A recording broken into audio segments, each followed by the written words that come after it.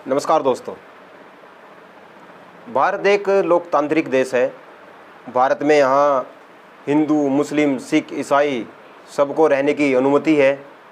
हर कोई भारत का वासी है जो भारत में रह रहा है। जो बाहर से कुछ लोग आए हैं उनको भी भारत ने शरण दी है। हालांकि हिंदू जो संगठन है वो बाकी जो बाहर से आए हुए लोग हैं उनको यहाँ का अब नहीं मानते। बहुत सारे मुग़ल बादशाह यहाँ आए और उनके साथ जो भीड़ यहाँ पर आई थी उनमें से कुछ लोग यहाँ रह गए। उनको भी हिंदू संगठन यहाँ का नहीं मानते हैं, जबकि अब वो यहाँ के नागरिक हो गए हैं। और जब कोई व्यक्ति किसी देश की नागरिकता ले लेता है तो वहीं का नागरिक वो हो जाता है। ऐसे ही हमारे देश के एक हीरो हैं, एक्टर हैं। हालांकि अब वो कनाडा के नागरिक बन चुके हैं। बहुत अच्छी तरीके से लोग उन्हें जानते हैं। बहुत सारी फिल्में उनकी सुपर डुपर हिट हुई हैं। उनका नाम है अक्षय कुमार। उनके लिए कोई एक शब्द नहीं कहता। चलो खैर छोड़िए, बात ये अलग है कि कौन कहाँ का नागरिक है। लेकिन आज जिस हालात में देश है, 2014 के बाद जो हालात देश में पैदा हो गए हैं हिंदू और मुस्लिम को लेकर, वो बहुत ही खतरनाक हालत में है देश। इतने लोग डर गए हैं हिंदू मुस्लिम के नाम से कि कोई भी सामने आकर बोलने के लिए तैयार नहीं है। देश में जिस तरह हिंदू संगठन और मुस्लिम संगठन हिंदू और मुस्लिम के बीच जो खाई पैदा कर रहे हैं, उससे लगता है कि आने वाले समय में हर कोई इसका शिकार होगा। और यही शिकार एक हमारे पत्रकार हैं न्यूज़ 18 के, उनके साथ भी एक घटना घटी है नोएडा में। जब जगराता रात को हो रहा था तो जो लाउड स्पीकर थे उनकी आवाज़ सुनकर उन्होंने पुलिस को फ़ोन किया। पुलिस आई वहाँ पे, और जब वो पुलिस के साथ वहाँ पहुँचे तो उनके साथ जो व्यवहार किया गया, शुक्र मानिए कि उनका नाम सौरभ शर्मा था। अगर कहीं वो नाम कोई मुस्लिम होता, रहमान होता, अब्दुल होता, तो उनके साथ क्या घटना घटती। अब ये न्यूज़ 18 की वेबसाइट है, इस पर लिखा हुआ है, क्या बता रही है ये न्यूज़ 18 की वेबसाइट। न्यूज़ 18 के पत्रकार सौरभ शर्मा और उनका परिवार हुआ जगराता वाली भीड़ के उन्माद का शिकार। आप देख रहे हैं, हालांकि रात के 10 बजे के बाद अगर आप कोई भी म्यूजिक स्टार्ट करते हैं तेज़ आवाज़ में तो आपको उसकी परमिशन लेनी पड़ती है। अब इनके पुलिस ने जब इनसे परमिशन मांगी तो इनके पास परमिशन भी नहीं थी, बल्कि सौरभ शर्मा को आतंकवादी तक बता दिया। और जब भीड़ बेकाबू हो गई तो उनकी पत्नी ने पुलिसकर्मियों को और फ़ोन किया, जो अधिकारी वर्ग थे उनको फ़ोन किया, अधिकारी वहाँ आए। उसके बाद जो हुआ, उनके साथ भी उनकी पत्नी को भी वहाँ बुला लिया गया और उनकी पत्नी के साथ भी अभद्रता की गई। शुक्र है कि वो सौरभ शर्मा थे, कोई मुस्लिम नहीं थे। अगर कोई मुस्लिम होता तो उसको वहीं मार दिया जाता। हिंदू संगठन आज देश में इस कदर हावी हो गए हैं कि कहीं मस्जिदों पर भगवे लगाए जा रहे हैं और भी बहुत तरह के कारनामे देश में धीरे धीरे घट रहे हैं। कहीं से भीड़ निकलती है रामनवमी पे तो वहाँ मुस्लिम अभद्रता करते हैं हिंदुओं के साथ, क्योंकि वो आवाज़ में उन गानों को बजा रहे हैं जो उनको पसंद नहीं है। ऐसा तो देश नहीं था। जब देश की आज़ादी की लड़ाई हमारे पुरखे लड़ रहे थे, हमारे क्रांतिकारी देश की आज़ादी लड़ रहे थे, देश के लिए लड़ रहे थे, उस समय तो धर्म की बात नहीं हो रही थी। और जिन लोगों ने धर्म की बात की है वो आज है कहाँ? उनका तो कोई इतिहास नहीं है। भगत सिंह रहे हों, सुखदेव रहे हों, सुभाष चंद्र बोस रहे हों, कोई भी रहे हों, धन सिंह कोतवाल रहे हों, जिन्होंने भी आज़ादी की लड़ाई में अपना योगदान दिया है, वो केवल और केवल देश के लिए लड़े हैं, न कि धर्म के लिए। हमें सोचना होगा हमारे लिए देश बड़ा है कि धर्म बड़ा है। जब इस तरह की बातें देश में छोटे से लेकर बड़े बड़े संगठन करेंगे तो क्या होगा? अब जब पड़ोसी का घर जलेगा तो हमारा क्या बचेगा? अब जब घर से बाहर जाते हैं तो माँ बाप को डर रहता है कहीं हमारा बच्चा किसी घटना का शिकार न हो जाए, कहीं हिंदू और मुस्लिम ना हो जाए और हमारा बच्चा वहीं उस हिंदू मुस्लिम की घटना का शिकार न हो जाए। और ऐसा हुआ भी है।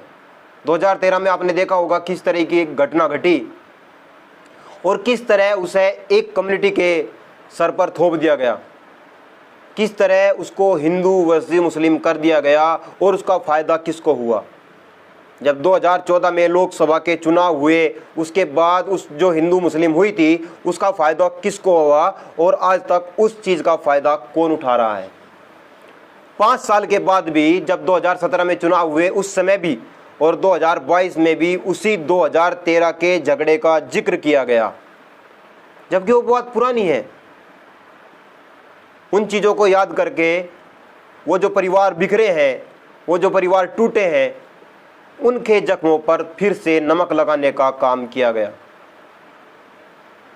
आज उत्तर प्रदेश में क्राइम तो कंट्रोल हुआ है, लेकिन जो हिंदू मुस्लिम के बीच की खाई थी वो और बढ़ गई है। अब जो अजान देने का माध्यम है, माइक और लाउड स्पीकर, उनको मस्जिदों से उतारा जा रहा है, क्योंकि इससे घृणा हो गई है हिंदू वर्ग को। कहीं ना कहीं इसमें मुस्लिम भी इन्वॉल्व है। मुस्लिम भी कुछ ना कुछ ऐसी घटनाएं कर देता है जिसकी वजह से हिंदू जो वर्ग है उसको इकट्ठा होना पड़ता है और फिर घटना कोई ना कोई घट ही जाती है। और जब ये सब कब से हो रहा है? जब से मोदी जी देश के प्रधानमंत्री बने, देश में जब से अच्छे दिनों वाली सरकार आई है, तब से ये घटना और भी ज़्यादा बढ़ रही है। इसका हर कोई शिकार होने वाला है। बड़े बड़े देश के न्यूज़ चैनल जिस तरीके से मुस्लिमों के खिलाफ हिंदुओं में जहर भर रहे हैं, जहर घोलने का काम कर रहे हैं, आज उन्हीं के साथ भी ये घटना घटी। ये बात परसों तरसों की है, 3-4 दिन की बात हो गई, जब नोएडा में रह रहे सौरभ शर्मा जगराता में लाउड स्पीकर को बंद कराने पहुंचे तो भीड़ उन पर बेकाबू हो गई। उन्होंने पुलिस का सहारा लिया, पुलिस वहां आई, पुलिस ने कागज़ मांगे कि आपके पास परमिशन है क्या, परमिशन के नोटिस मांगा, तो भीड़ के पास परमिशन न होने की वजह से भीड़ और भी ज़्यादा गुस्से में हो गई। और जिस तरह की घटनाएं आज देश में घट रही हैं, उनसे लगता है कि आने वाले समय में हर कोई इसका शिकार होगा। हिंदू एक ऐसा धर्म है जो नफ़रत फैलाना नहीं सिखाता है। मुस्लिम भी एक ऐसा ही धर्म है जो नफ़रत फैलाना नहीं सिखाता है। लेकिन धर्म के ठेकेदारों ने आज देश में हिंदुओं के प्रति मुस्लिमों में और मुस्लिमों के प्रति हिंदुओं में जो जहर घोल दिया है, वो इतना बढ़ गया है, वो जहर इतना बढ़ गया है कि एक दूसरे को देखना अब बिल्कुल भी मुनासिब नहीं समझा जाता। अब तो भाषा को भी धर्म से जोड़ दिया गया है। एक सुदर्शन न्यूज वाले सुरेश जी हैं, वो बता रहे हैं कि हल्दीराम नहीं हल्दी खान है, क्योंकि इस पैकेट पर उर्दू में बहुत सारे शब्द लिखे हुए हैं। अब तो भाषा भी मुस्लिम हो गई, हिंदू हो गई। दरअसल ये हमारी ही गलती है। हमारी गलतियों की वजह से ही ये सब हो रहा है। अगर हम समय से जाग जाते तो ये घटना नहीं घटती। देश के बहुत सारे हिंदू संगठन जिस तरीके से हिंदुओं में मुस्लिमों के प्रति जहर घोल रहे हैं, उसका खामियाजा एक दिन सबको भुगतना पड़ेगा। मुस्लिम वर्ग जिस तरीके से हर घटना का शिकार हो रहा है, उसको वो मांस किसी और चीज़ का और लिए हुए है, किसी और चीज़ का उसके पास मीट है, और उसको बीफ बताकर उसके घर में घुसकर उसको मारा जाता है। मैं मुस्लिमों का पक्षधर नहीं हूँ, ना ही मुस्लिम मेरे रिश्तेदार हैं, लेकिन क्या मुस्लिमों के बिना देश चल जाएगा? आज जब देश में हर काम पर, हमारे डिस्ट्रिक्ट शामली में ज़्यादातर जो मिस्त्री हैं वो मुस्लिम हैं, यहाँ नाई भी मुस्लिम है, यहाँ कपड़े धोने वाले धोबी भी मुस्लिम हैं। अगर वो 1 महीने के लिए स्ट्राइक कर दें तो हर कोई परेशान हो जाएगा। हर कोई सोचेगा कि ये हुआ तो क्यों हुआ, इसके पीछे क्या कारण है। सबसे बड़े जो शामली में ट्रेलर हैं, जो कपड़ा सिलने का काम करते हैं, वो मुस्लिम हैं। आप कैराना में चले जाइए, वहाँ मुस्लिम हैं। आप कांदला में चले जाइए, वहाँ मुस्लिम हैं। गाड़ी को ठीक करने वाले, दुपहिया को ठीक करने वाले, चुपहियों को ठीक करने वाले, वो सब मुस्लिम हैं। आज हमारा जुड़ाव जो है हर चीज़ से, कनेक्टिविटी जो है वो मुस्लिमों के साथ हो गई है। आप मत कीजिए मुस्लिम से कोई भी काम मत कराइए।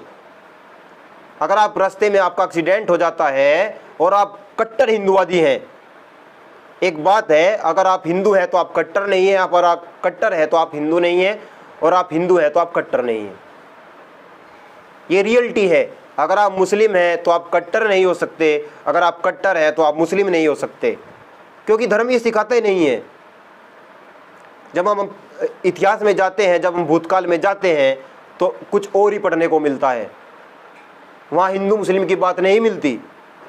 ये केवल और केवल वोट बटोरने के लिए राष्ट्रीय स्वयं सेवक संघ, जो देश में आज खुद को राष्ट्रवादी संगठन बताता है, और उससे जुड़े लोग खुद को राष्ट्रवादी संगठन बताते हैं कि हमारे लोग जो है राष्ट्रवादी हैं, हम देश के लिए कुछ भी कर सकते हैं। केवल नफरत फैलाने के अलावा इन्होंने कोई काम देश में नहीं किया है। पिछले 70 सालों में जो जहर इन्होंने घोला है, उसका शिकार ये एक दिन खुद भी होंगे।